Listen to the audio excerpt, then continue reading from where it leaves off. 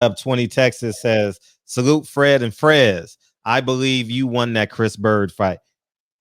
You want to talk about that? And we got Chris Byrd in the shop next Wednesday. So feel free to talk directly to Chris Byrd. Man, I would love for that. Wow. That's interesting. To this day, my country, Puerto Rico, they all call me the uncrowned champ, and they're like, man, Byrd should have been a man.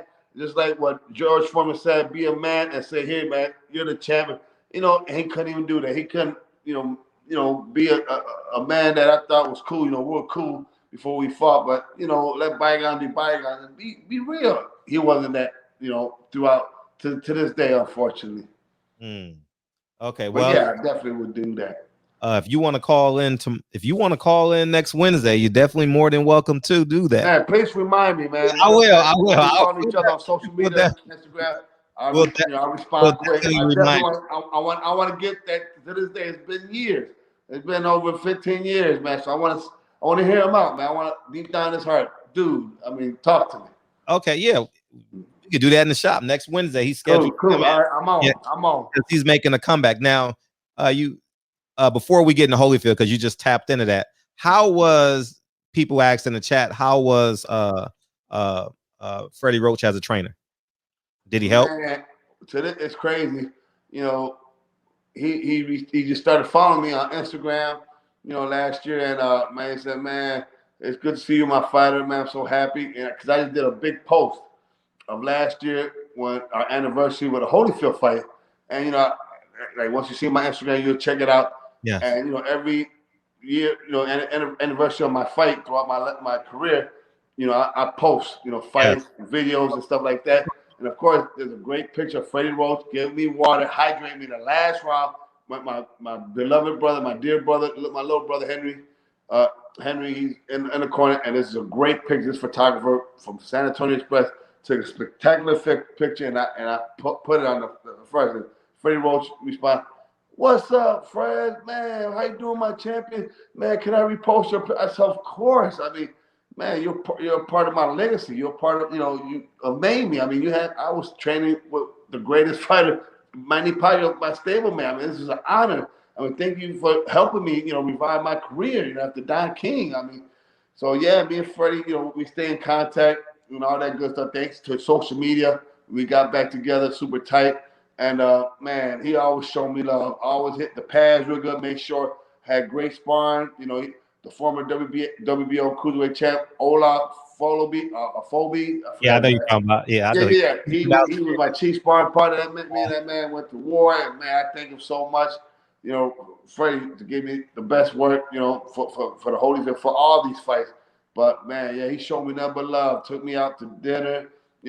Opened his doors. I mean, I can't say enough, good things about Freddie. Freddie showed me nothing but love. To this day, recently, after he started following me on Instagram and, reaching out to me and posting our history on his Instagram, which thousands of followers see, Pacquiao, everybody. So I felt good, that I'm loved, still with these icons. How was Dan Goosen and Joe Goosen as a trainer and the promoter? How are they with man, you? Believe it or not, man, yeah, it's interesting because Dan Goosen, man, he showed me mad love, promoter, and they pay me right, Wow.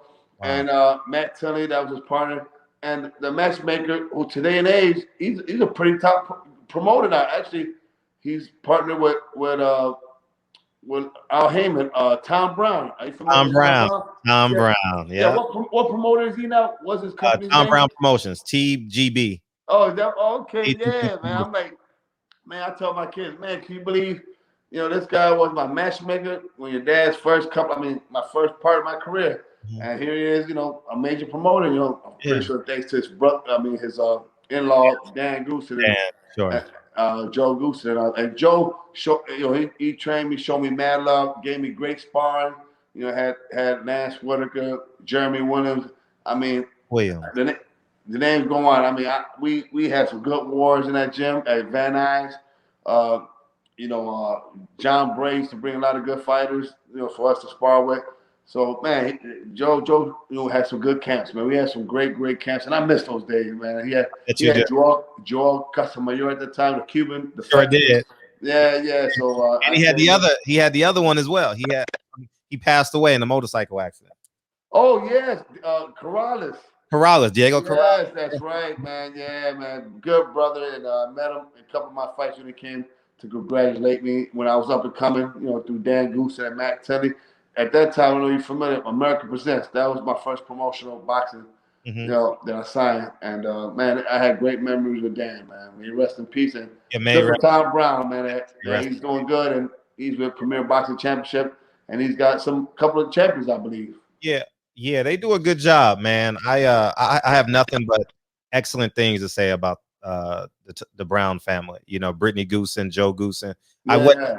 I wasn't knee deep in the boxing when Dan was alive, but I was writing. But Interesting. I had a chief editor, so he did all the big interviews. I was basically his running grunt. You know what I mean? Go get me some water. Hey, drive me to the fight. You know what I'm saying? I was that.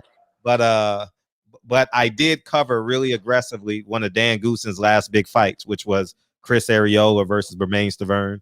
That was one of his last big fights, you know, before he passed away. Okay, good. Yeah. Arreola. And actually, Arreola, I was in his camp helping him get ready. Actually, we were helping each other get ready for our fights. He was getting ready to fight Adamak at the time. Okay. And I was in Riverside, California. I had a great camp. You know, at that time, Dan Goosen, you know, like you say, he wanted to, promote it. But Al Heyman, that's when Al Heyman started blowing up. Taking over in the boxing scene, and they hired my services, man. They showed me mad love, and I had a great time in training camp with Chris Arreola.